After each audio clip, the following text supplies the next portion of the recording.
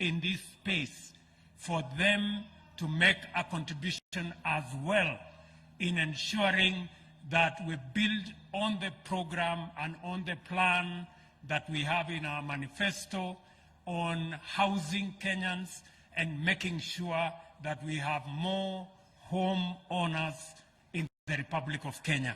Kutoka kwangu nasema pongezi sana.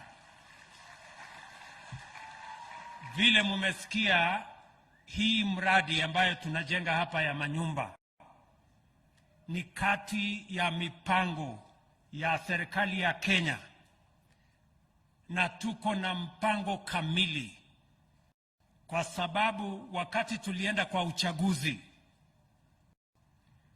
tulikubaliana ya kwamba tuko na vijana karibu 1,000,000 kila mwaka wanatoka shuleni, wanatoka katika vyuo, wanaingia katika labor market. Na lazima tuwe na mpango kamili kama serikali na kama taifa ya vile hawa vijana watapata ajira. Kati ya mpango ambayo tuko nayo ya kupanga ajira ya vijana wanaotoka shuleni na vyuoni ni hii mpango ya housing. Na hii mpango ya housing, vile mnajua, kila mwaka tumekuwa tukijenga karibu nyumba 50,000.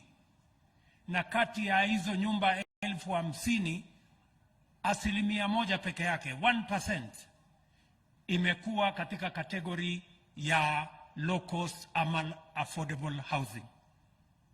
Na ndio sababu hiyo tumebadilisha sera kama serikali kwamba tutaongeza nyumba ambazo tutakuwa tunajenga kila mwaka kutoka 50,000 hadi 1,200. Na tutaongeza zile nyumba ambazo zinaweza kununuliwa na Wakenya wa mapato ya chini kutoka 1% mpaka 50%. I want us to be very clear. We are not only increasing the number of housing units that we are going to build as a nation from 50,000 every year, but we want to increase it to 200,000 every year, and we want to make the proportion of affordable housing from 1% to 50% of all the houses being constructed in the Republic of Kenya.